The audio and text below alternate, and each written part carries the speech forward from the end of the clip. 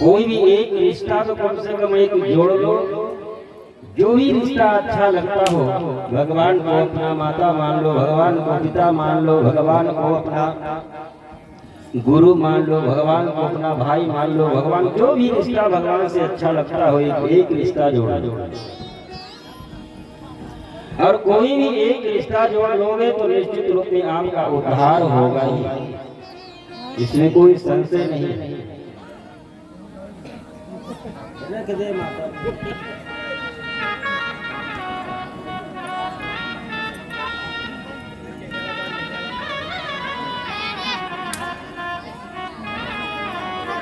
जैसे है बाबा लोग फलानी माता जी आई 10 रुपया लाई,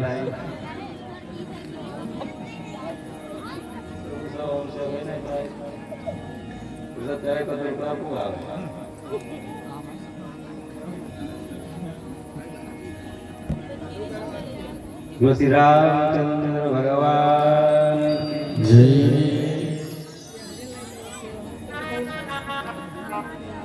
एक बार एक बादशाह ने संत से पूछा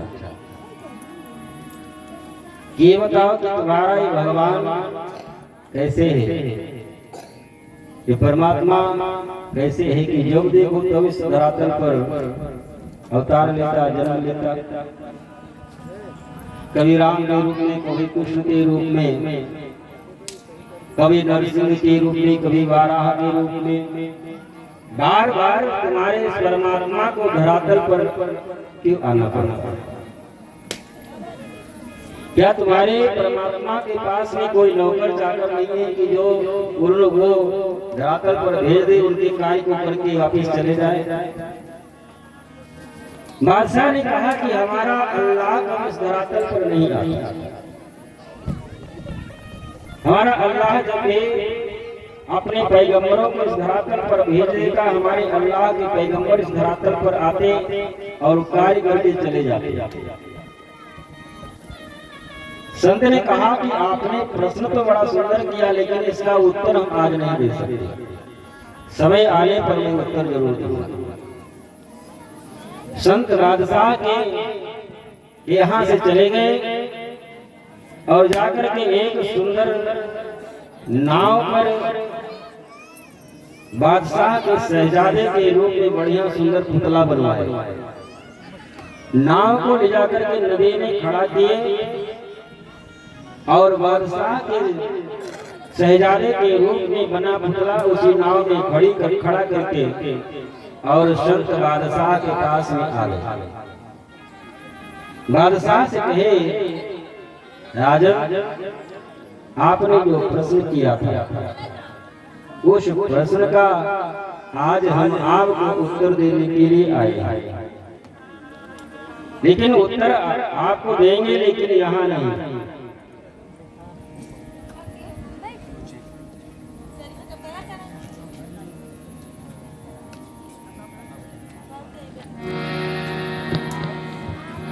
मैं हो शरण तेरी संसार की रचैया, किस मेरी लगा दो,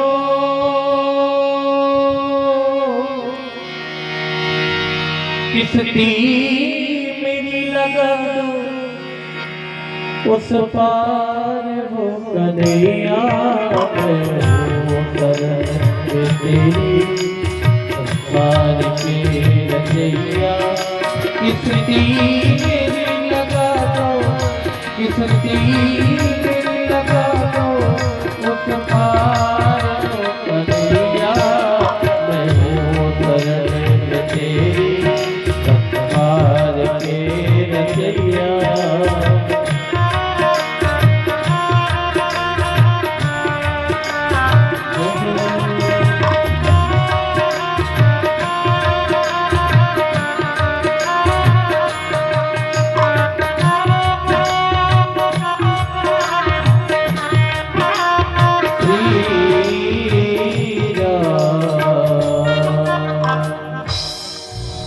बादशाह के पास संत आए। संत ने कहा कि आपने जो प्रश्न किया था कि तुम्हारा परमात्मा इस धरातल पर बार बार क्यों आने का कारण क्या है। उसका उत्तर देने के लिए मैं तो आया हूँ, लेकिन वो उत्तर आपकी सभा में ना दे करके चलो आज चलते हैं, थोड़ा थोड़ा नदी के किनारे सैर सपाटा भी करेंगे और वहीं पर आप एक प्रश्न का उत्तर भी दे देंगे। संत के साथ में बादशाह, मंत्री और सभी सेना, पीछे पीछे सेना चल रही, आगे संत, पीछे बादशाह। जंगल से होते हुए और नदी के किनारे जब पहुंचे तो बादशाह ने देखा कि हमारा शहजादा आज अकेले नदी में सैर करने के लिए आया, कोई न साथ में सेना लिया, न मंत्री को लिया, और अकेले आज चला आया नदी में सैर करने के लिए। और जब थोड़ा और जब नजदीक पहुंचने वाले थे बादशाह, तब तक उसमें जो नाव को चलाने वाला नाविक था थोड़ा सा धक्का दिया और वो पुतला नदी में गिर गया। वो पुतला जब नदी में गिरा तो बादशाह जोर से चिल्लाए, हमारा बेटा, हमारा शहजादा नदी में गिर गया, डूब जाएगा। और बचाने के लिए बादशाह स्वयं नदी में उतरने के लिए तैयार हो गया। संत ने इशारा किया, साथ में सैनिक थे, मंत्री थे, किसी तरह से बादशाह को पकड़े। संत ने कहा कि आपने जो उसने प्रश्न किया था कि परमात्मा तुम्हारा बार बार इस धरातल पर अवतरित क्यों होता है, उसी का ये उत्तर है। ये तुम्हारा शहजादा नहीं था, ये तो हम आपके शहजादे के रूप में पुतला बनवाए थे। जिस प्रकार से आज तुमको ये लगा कि हमारा बेटा नदी में गिर गया, तो तुम्हारे साथ में हजारों की संख्या में सेना थी, मंत्री था, किसी को भी आदेश दे सकते थे कि भैया जाकर के हमारे बेटे को बचा लो, नदी में गिर गया। लेकिन तुम स्वयं पुत्र स्नेह में बेटे को बचाने के लिए नदी में कूदने के लिए तैयार हो गए। उसी प्रकार से हमारा परमात्मा भी है। जब भक्तों के ऊपर आपत्ति आती है, विपत्ति आती है, भक्तों के ऊपर जब कष्ट पड़ता है, तो परमात्मा किसी को नौकर चाकर को, सेवक को नहीं देखता, स्वयं इस धरातल पर अवतरित हो जाता है। प्रबल प्रेम के पाले प्रभु को नियम बदलते देखा, प्रभु को नियम बदलते देखा। अपना मान कले टल जाए प्रेम, अपना मान कले टल जाए प्रेम। भक्त कमान ना चलते देखा, भक्त कमान ना चलते।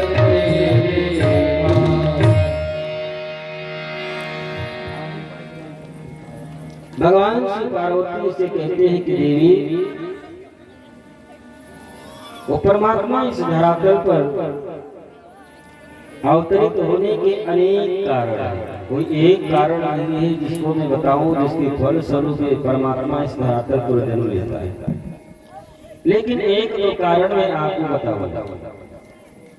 भगवान श्री पार्वती जी को राम कथा सुना रहे हैं। भगवान श्री पार्वती से कहते हैं कि पहला कारण, भगवान को इस धरातल पर अवतरित होने का पहला कारण क्या था? राम जन्म के तो अनेका, राम जन्म के तो अनेका। परम विचित्र एक तेरेका, परम विचित्र एक तेरेका। जन्म एक कहब बखानी जया कहब बखानी सावधान हुई पुनः भवानी,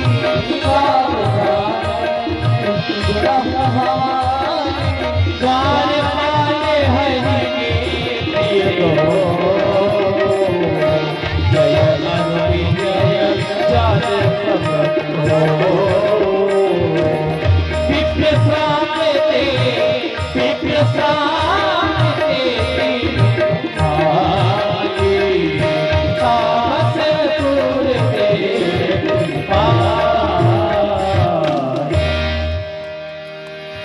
भगवान श्री पार्वती से कहते हैं कि देवी, भगवान को इस धरातल पर आने का पहला कारण भगवान नारायण के दो पार्षद जय और विजय, जो वैकुंठ धाम के द्वार पर खड़े होकर के 24 घंटा पहरेदारी। एक दिन सनक सनंदन सनातन सनत कुमार ये चारों भाई भगवान नारायण का दर्शन करने के लिए वैकुंठ धाम पहुंचे। ये चारों भाई सगे सनक सनंदन सनातन सनत कुमार, ये चारों भाई, इनकी उम्र तो करोड़ों वर्ष की है, लेकिन देखने में छोटे से 5 वर्ष के बालक ही बने रहे। ये 5 वर्ष के बालक ही क्यों बने रह गए? जब सृष्टि प्रारंभ हुआ तो ब्रह्मा की सृष्टि में ब्रह्मा के प्रथम संतान ही मानसिक सृष्टि। ब्रह्मा जी ने कहा कि आप चारों हमारी सृष्टि में कुछ सहयोग करें। चारों ने कहा कि हम केवल भगवान का भजन करेंगे, हम आपकी सृष्टि में कोई सहयोग नहीं कर सकते। ब्रह्मा जी ने कहा कि आपको सृष्टि में सहयोग करना ही पड़ेगा। क्यों? आप बड़े हो जाएंगे तो विवाह कर देंगे आपका। जब विवाह कर देंगे तब तो सृष्टि में सहयोग करोगे। तो चारों ने कहा कि हम बड़े ही नहीं होंगे, आप विवाह कैसे करेंगे? तो ये चारों भाई 5 वर्ष की ही बने रहे। उम्र तो करोड़ों वर्ष की है। वैकुंठ धाम में भगवान नारायण का दर्शन करने के लिए आए। वैकुंठ धाम में प्रवेश करने लगे। द्वारपालों ने देखा, जय विजय ने देखा कि बिना पूछे ये छोटे छोटे बालक अपने मन से ये वैकुंठ धाम में प्रवेश कर रहे हैं। कौन? हाथ पकड़ करके वैकुंठ से बाहर कर दिया इन चारों।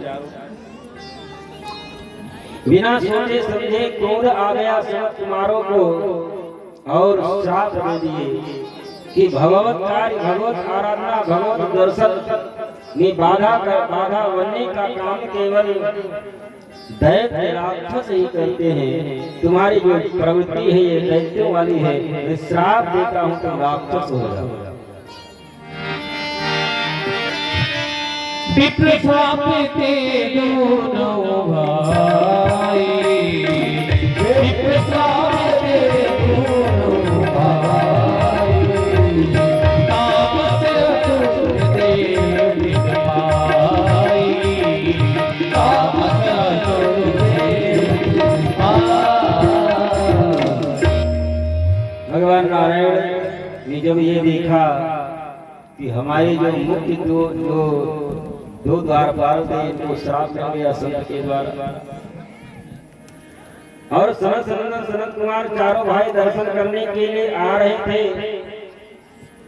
और द्वार पर इनको क्रोध आ गया। तो वैकुंठ में प्रवेश भी इनका नहीं हो सकता, क्योंकि वैकुंठ में उसी का प्रवेश हो सकता है जो काम, क्रोध, मद, लोभ, ईर्ष्या इनका संपूर्ण रूप से जो परित्याग कर चुका है। भगवान नारायण स्वयं द्वार पर आए और संतों को दरवाजे पर देख करके कहने लगे कि ये नादान है, अज्ञानता के कारण आपको समझ न पाए और इनसे भूल हो गई। आप संत हैं, इनको क्षमा करें। सनत कुमारों ने कहा कि अब श्राप तो दे ही चुके हैं, इनको राक्षस तो बनना ही पड़ेगा। भगवान नारायण ने कहा इनके उद्धार का कोई उपाय जिससे इनका उद्धार हो सके। सनत कुमारों ने कहा कि यदि ये ऐसे ही जन्म लेंगे तो इनको 7 जन्मों तक दैत्य बन करके पृथ्वी पर रहना पड़ेगा। लेकिन यदि आपसे ये दुश्मनी करें, ये दैत्य होकर के यदि आपसे ये दुश्मनी करें, आपसे बैर करें, तो इनको 3 ही जन्म लेना पड़ेगा। और यदि सात्विक भाव से आपका भजन पूजन करें, भजन पूजन करते तब करके यदि जीवन व्यतीत करते हैं तो 7 जन्म लेना पड़ेगा। और ये आपसे बैर करते हैं, दुश्मनी करते हैं, तो जल्दी आपके पास आ जाएंगे, 3 ही जन्म लेना पड़ेगा। और सोचो यदि भगवान से प्रेम करो तो 7 जन्म, और दुश्मनी करो तो 3 ही जन्म। लेकिन भगवान से दुश्मनी तो वही कर सकता है जिसके बाजू वाली ताकत होगी, सब भगवान से दुश्मनी भी नहीं कर सकते।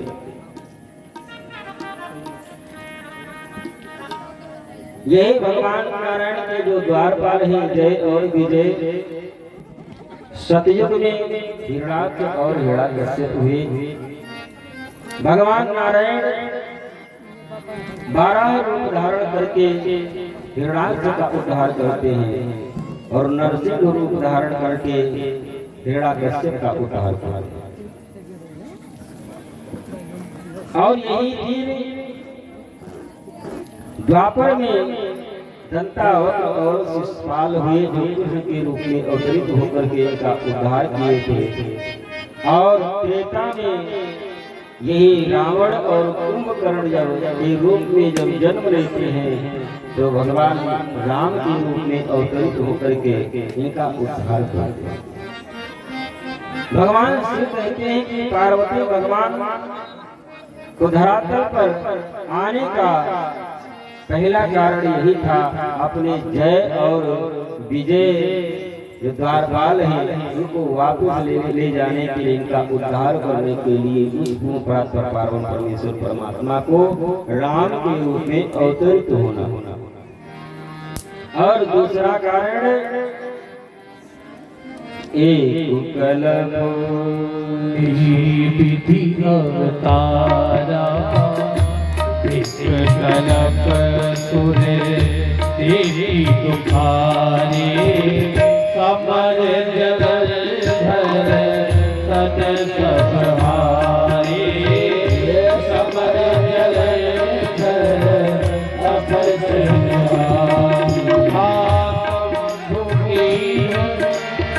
संग्राम अपारा, शंभुके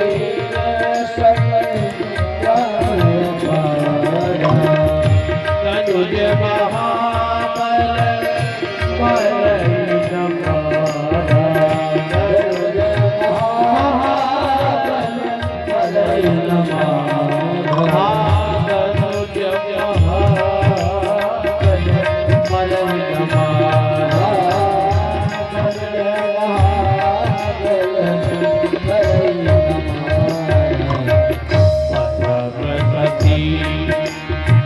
असुरादि पठारी, परम सती असुरादि पठारी, तेहि बलराई ना जितय जुरारी, बलराई ना जितय जुरारी।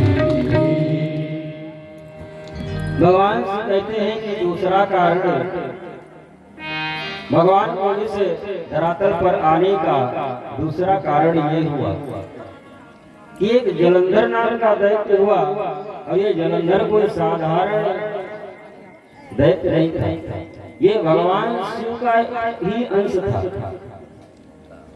जलंधर भगवान शिव का ही अंश था। भगवान शिव को एक बार क्रोध आया और भगवान शिव के आंखों से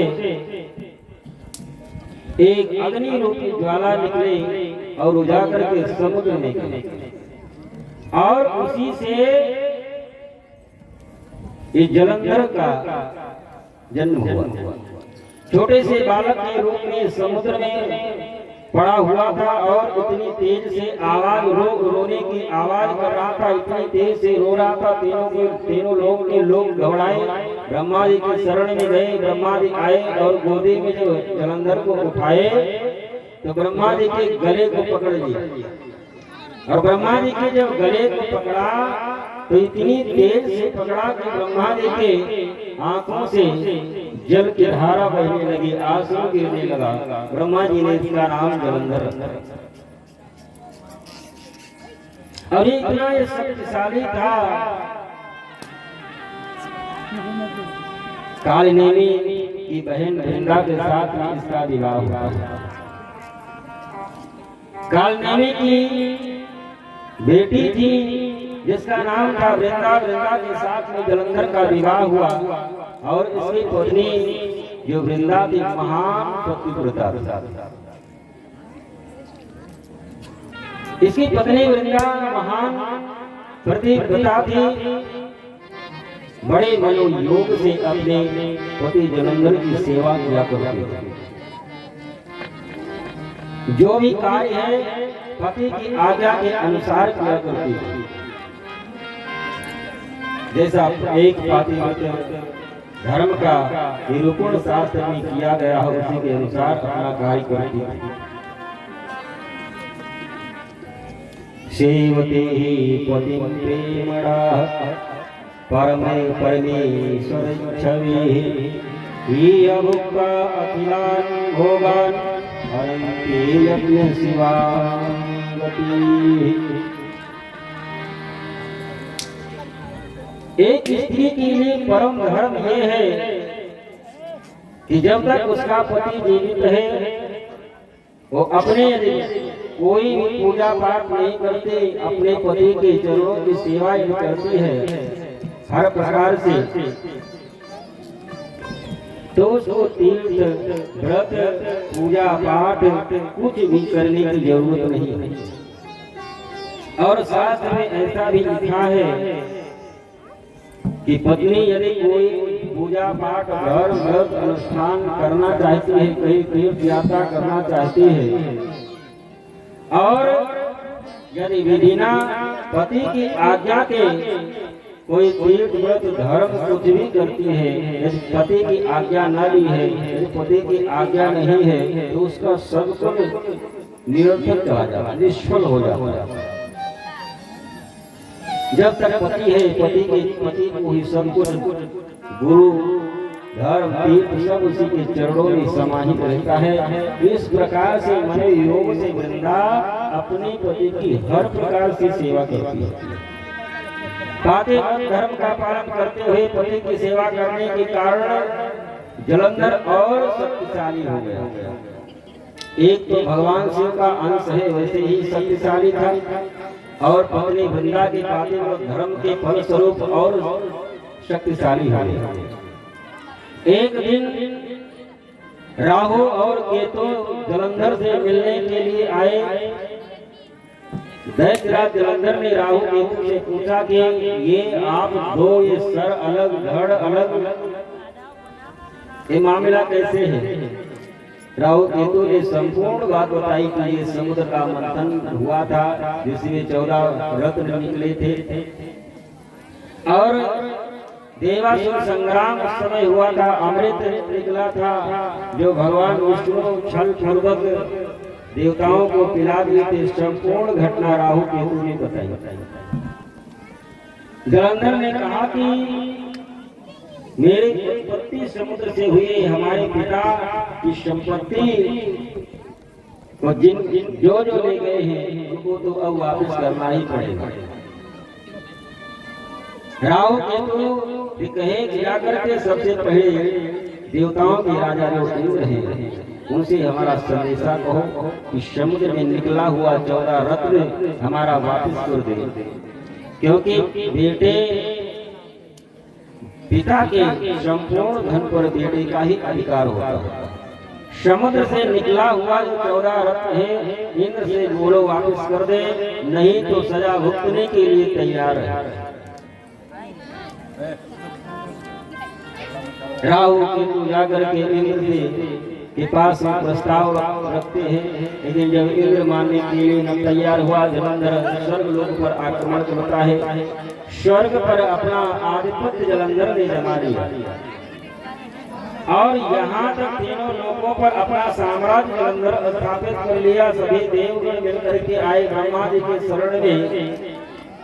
ब्रह्मा जी ने कहा कि जलंधर का हम तो कुछ नहीं कर सकते, भगवान शिव के शरण में जाइए। भगवान शिव जलंधर के से लड़ने के लिए आए और भगवान शिव भी जलंधर से पराजित हो गए। वृंदा के धर्म के फल स्वरूप जलंधर इतना शक्तिशाली हो चुका था कि भगवान शिव को भी जलंधर से हारना पड़ा। सभी देवगण अब करे क्या, भगवान नारायण की शरण में गए। भगवान नारायण जलंधर से लड़ने के लिए आए अपनी नारायणी सेना लेकर के, और जलंधर से युद्ध करते करते भगवान नारायण भी जलंधर को पराजित न कर सके। कई दिनों तक भगवान नारायण लड़ते रहे। भगवान नारायण मन में विचार करने लगे कि इतना समर्थवान, इतना शक्तिशाली तो आज तक हमने देखा ही नहीं। जलंधर से भगवान नारायण ने कहा कि हम तुम्हारे ऊपर प्रसन्न हैं, जो चाहते हो वो वरदान मांगो।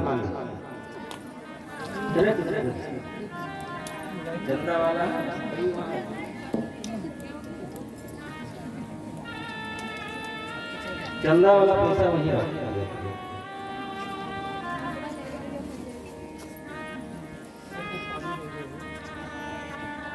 श्री रामचंद्र भगवान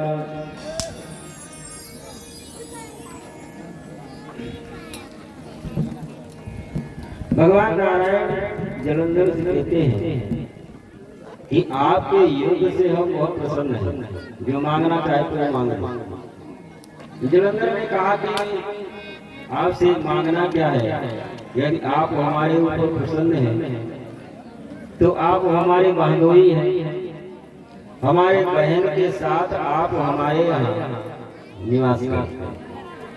क्योंकि समुद्र से लक्ष्मी जी की भी उत्पत्ति हुई, जन्म हुआ, और जलंधर का भी जब समुद्र से हुआ तो भाई बहन का रिश्ता बनता ही है। जलंधर ने कहा कि यदि आप हमारे ऊपर प्रसन्न हैं तो हमारे बहन लक्ष्मी के साथ आप हमारे यहाँ निवास करें। और भगवान नारायण वचन दे चुके थे, लक्ष्मी जी को साथ में लेकर के भगवान नारायण जलंधर के यहाँ निवास करेंगे। और तो और शक्तिशाली हो गया, जिनके घर में भगवान नारायण लक्ष्मी स्वयं निवास करते हो। भगवान शिव एक दिन भगवान नारायण का स्मरण किए कि आप ये क्या कि आप तो गए थे उससे लड़ने के लिए, आप तो घर जमाई बनकर के बैठ गए। और वो इतना बड़ा दुष्ट है कि उसकी पत्नी वृंदा पतिव्रत का धर्म का पालन करते, जिसके फलस्वरूप वो शक्तिशाली सामर्थ्यवान हो गया। लेकिन एक सती के कारण जलंधर हजारों सतियों के सतीत्व को नष्ट कर रहा था। एक सतीत्व की रक्षा के लिए एक सती तो उसकी रक्षा कर रही, लेकिन वो तो हजारों सतियों के सतीत्व को नष्ट कर रहा है। भगवान नारायण ने कहा कि तो किया क्या जाए। जलंधर से तो हम कई दिनों तक लड़ते रहे, लेकिन इसको पराजित नहीं कर। भगवान नारायण ने कहा आप भी तो उसे लड़ने के लिए गए थे, लेकिन आप भी तो उसको पराजित नहीं कर पाए। अब करें क्या। भगवान नारायण ने कहा एक ही उपाय बचा है, छल पूर्वक ही उसको मारा जा सकता है। केवल एक ही उपाय है, वो है छल पूर्वक उसको मारा जा सकता है। भगवान नारायण ने कहा कि काम को आप ललकारो युद्ध के लिए, और मैं उसकी जो पत्नी वृंदा है उसके सतीत्व को मैं नष्ट करूंगा, और जिस समय उसके सतीत्व को मैं नष्ट करूं उसी समय आप प्रहार करना जलंधर के ऊपर, तभी उसका उद्धार हो सकता है। भगवान शिव जलंधर को लड़ने के लिए ललकारते हैं, और भगवान नारायण तो जमाई बनकर के घर में रह रहे थे। जलंधर युद्ध करने के लिए अपनी सेना लेकर के बाहर निकल गया भगवान शिव से लड़ने के लिए। और इधर युद्ध के दूसरे दिन भगवान नारायण जलंधर का रूप धारण करके ही रात्रि में महल में प्रवेश करते हैं। वृंदा देखी वो समझ न पाई, वो समझे कि हमारे पति देव जलंधर ये युद्ध करने के लिए गए थे, शायद युद्ध जीत करके वापस लौट करके चले आए हैं। और जो ही भगवान नारायण के समीप में आई पतित्व भाव लेकर के मन में, और भगवान विष्णु के शरण में जो ही आती है, और उधर भगवान शिव जलंधर के ऊपर प्रहार करते हैं और जलंधर का उद्धार होता है। जब जलंधर का धड़ सर आकर के वृंदा के सामने गिरा तो भगवान नारायण भी अपने वास्तविक रूप में आ गए थे। अब वो समझ गए कि छल पूर्वक हमारे पति की हत्या हुई है। भगवान नारायण भगवान विष्णु ने हमारे साथ छल किया है। वृंदा को क्रोध आया और भगवान नारायण को श्राप दिया। छल करि डार सीता सुव्रत प्रभु सुर कारज कीन। जब ही जाने मरण तब श्राप कोप कर दीन। ताप कोप कर दीन। वृंदा ने श्राप दे दिया कि जिस प्रकार से छल पूर्वक आप हमारे सत्य को आप नष्ट किए हैं और आप के छल पूर्वक हमारे सत्य को नष्ट करने के कारण हमारे पति युद्ध में मारे गए। मैं आपको श्राप देती हूँ कि वही हमारे पति अगले जन्म में आपकी पत्नी का हरण करे छल पूर्वक और आपने इस धरातल पर जाकर के मानव के रूप में आपको आप भी जन्म। भगवान से कहते हैं कि भगवान नारायण को उस परात्पर पार्वत परमेश्वर परमात्मा को राम के रूप में दूसरा कारण था। वृंदा के श्राप के कारण नर के रूप में राम के रूप में इस धरातल पर अवतरित होने वाले। और तीसरा कारण नारद श्राप दीने नारद श्राप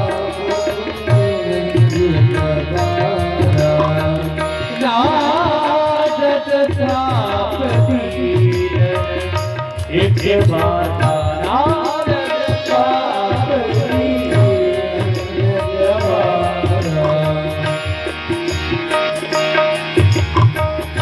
तलब एक तेरी लगी अवतारा।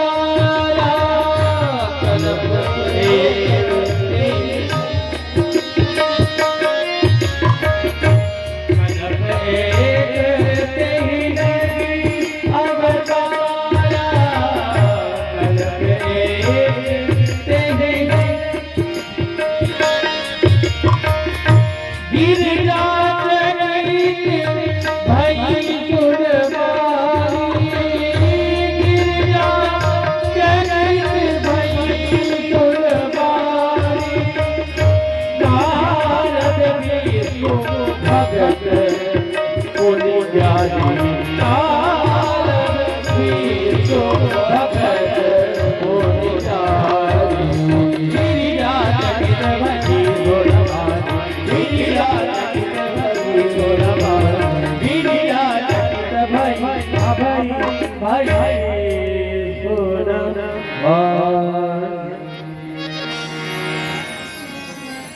जब भगवान शिव पार्वती जी से कहते हैं कि देवी एक बार नारद जी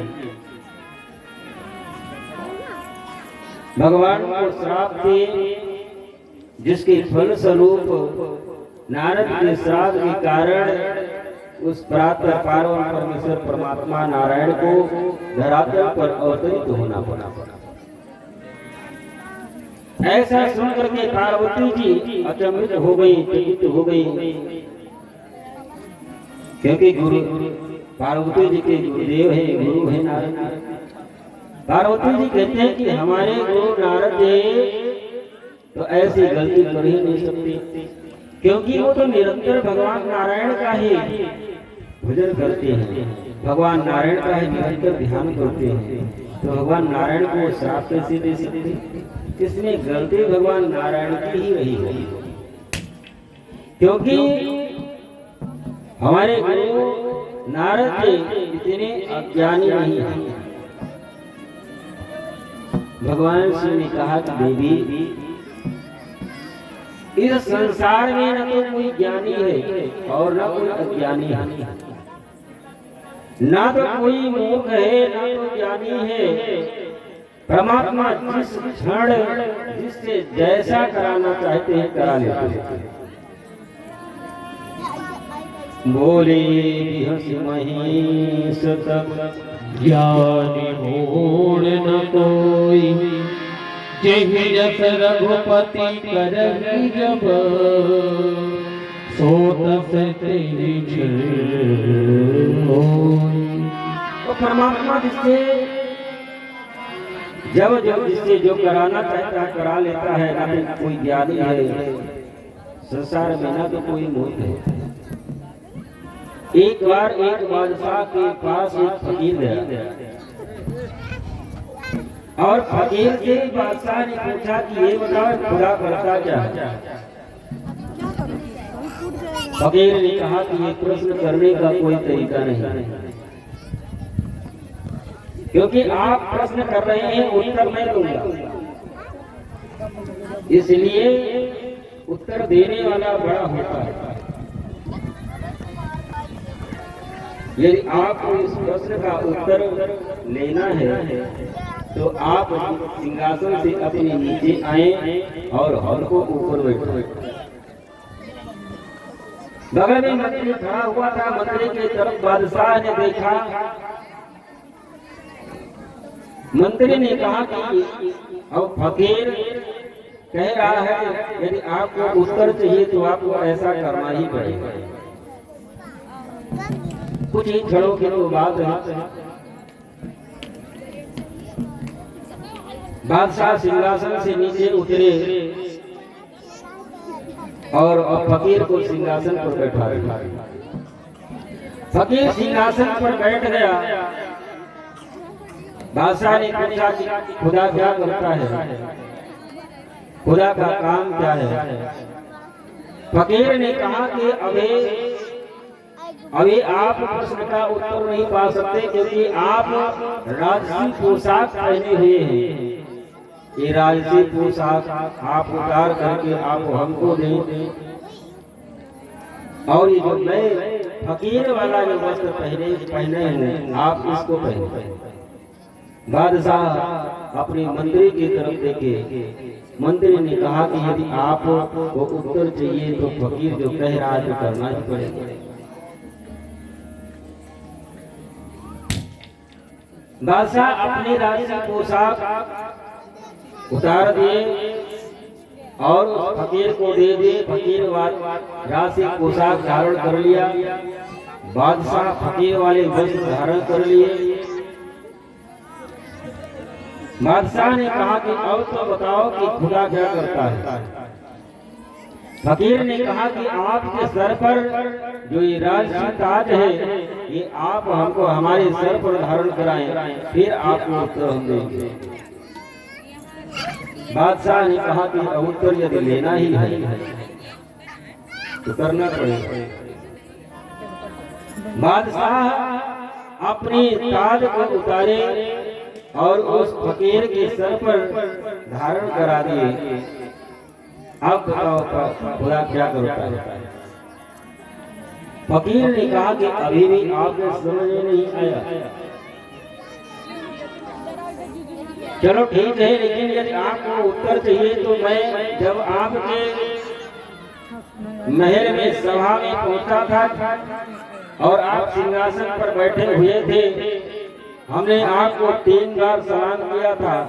आप भी हमको 3 बार सलाम करें, आपको उत्तर मिल जाएगा।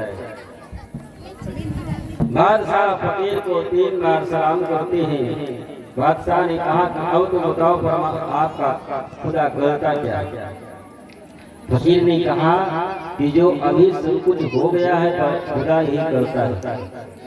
कुछ क्षण के पूर्व, कुछ समय के पूर्व, अभी 10 मिनट के पूर्व आप बादशाह थे, मैं फकीर था। और अब वर्तमान समय में आप फकीर हैं, हम बादशाह हैं। इस समय हम आपके सिंहासन पर बैठे हैं, हम बादशाह हैं। परमात्मा यही करता है कि किस क्षण किस समय किसको फकीर बना दे, किसको बादशाह बना दे। परमात्मा के लिए कोई संभव नहीं, असंभव नहीं।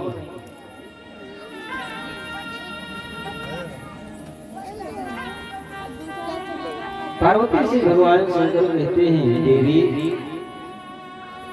इस संसार में परमात्मा जिससे जब जो कराना चाहता है कराता है। एक बार नारद जी हिमालय की तरफ भ्रमण करते हुए निकले, एक सुंदर गुफा देखी और उस गुफा से के समीप से होकर के कल निनादनी गंगा सुंदर प्रवाहित हो रही थी। हिमगिरि गुहा एक अति पावन, हिमगिरि गुहा एक अति पावन। कहा समीप सुर सजीव सावन, कहा समीप सुर आप परम कुटिल सुहावा।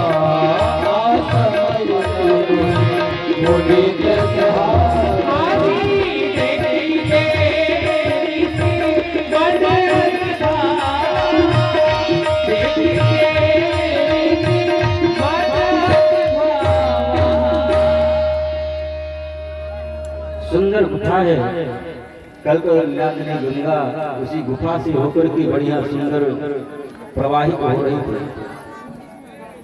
बड़ा सुरम्य स्थान था, बड़ा सुंदर स्थान था।